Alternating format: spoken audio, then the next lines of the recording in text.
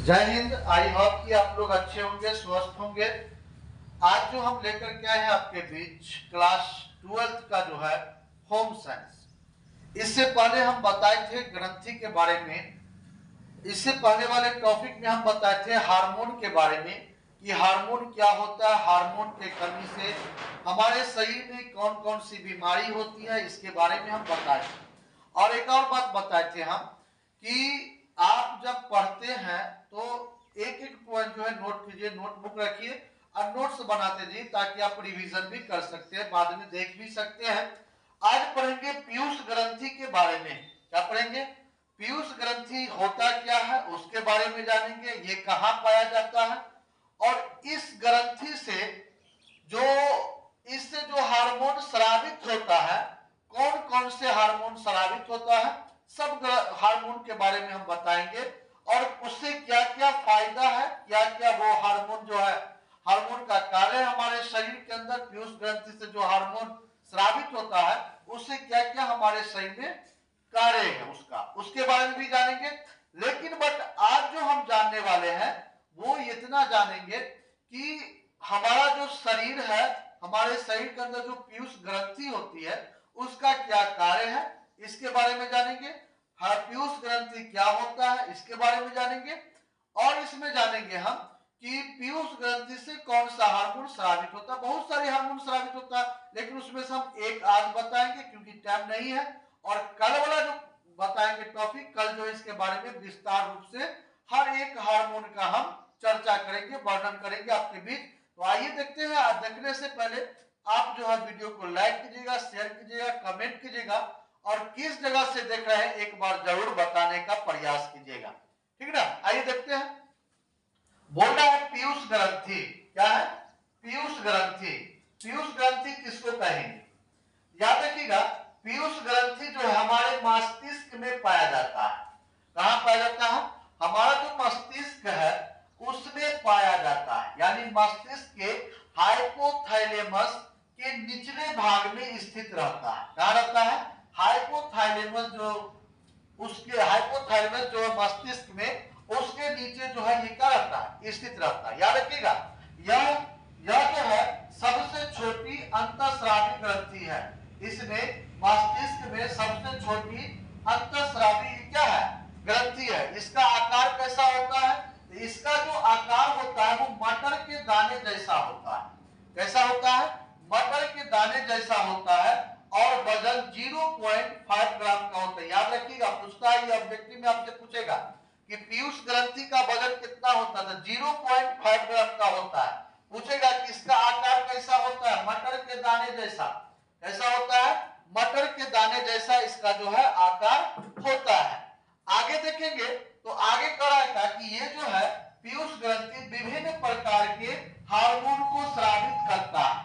क्या करता है? ये पीयूष ग्रंथि जो है वो विभिन्न प्रकार के हार्मोन को स्रावित कर अन्य सभी अंतःस्रावी ग्रंथि को अपने कार्य के लिए उत्प्रेरित करता है। ये क्या करता है? ये जो जितना भी हार्मोन है सभी अंतःस्रावी ग्रंथि को वो क्या करता है? अपने कार्य के लिए उत्प्रेरित करता है। इसीलिए हम इसको कहते हैं मास्टर ग्रंथि के भी नाम से जाना जाता है। किसके नाम जाता है? मास्टर ग्रंथि के नाम से भी इसे जो है जाना जाता है। आगे देखिए, बोला पीयूष ग्रंथि के कितने भाग होते हैं? तो पीयूष ग्रंथि के जो है 3 भाग होते हैं। तीनों भाग को देखते हैं कौन कौन है। तो अग्र भाग होता है, मध्य भाग होता है, पश्च भाग होता है। कौन कौन होता है? अग्र भाग, मध्य भाग, पश्च भाग। याद रखिएगा, पूछता है पीयूष ग्रंथि किसे कहते हैं? पीयूष ग्रंथि की परिभाषा दीजिए।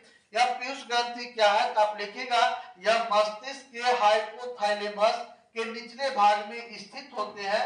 यह सबसे छोटी अंतःस्रावी ग्रंथि है। इसका आकार मटर के दाने जैसा होता है और वजन 0.5 ग्राम का होता है। ठीक ना? पीयूष ग्रंथि विभिन्न प्रकार के हार्मोन को स्रावित कर अन्य सभी अंतःस्रावी ग्रंथि को अपने कार्य के लिए उत्प्रेरित करता है। इसीलिए इसे हम मास्टर ग्रंथि के नाम से भी जानते हैं। पीयूष ग्रंथि के 3 भाग होते हैं, अग्र भाग, मध्य भाग और पश्च भाग।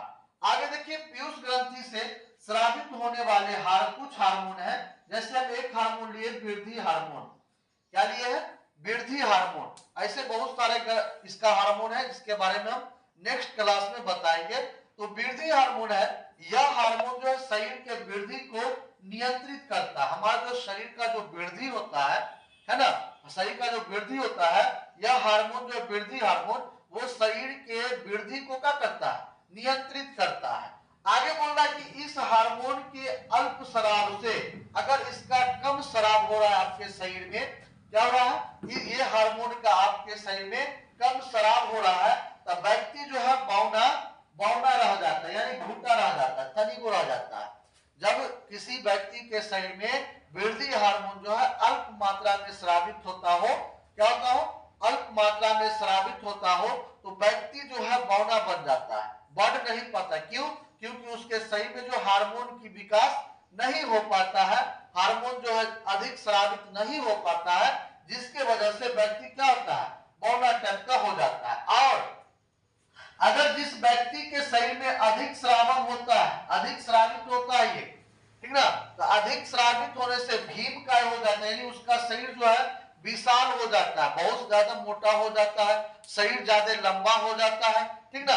ये भीमकाय का अर्थ होता है कि बहुत ज्यादा विशाल बन जाता है शरीर, या लंबा, बहुत ज्यादा लंबा हो जाता है शरीर।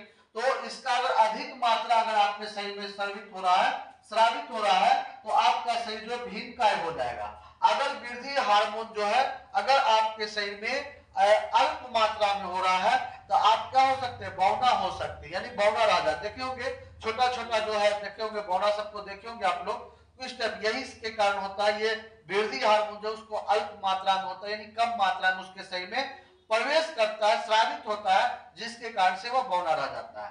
तो आज हम पढ़े पीयूष ग्रंथि के बारे में कि पीयूष ग्रंथि क्या होता है, पीयूष ग्रंथि के कितने भाग होते हैं, पीयूष ग्रंथि कहां पाया जाता है, इसके बारे में जाने। ये क्लास 12th में आपको पूछेगा, याद रखिएगा। और इसका नोट्स जो है आप लोग बनाते रहिएगा।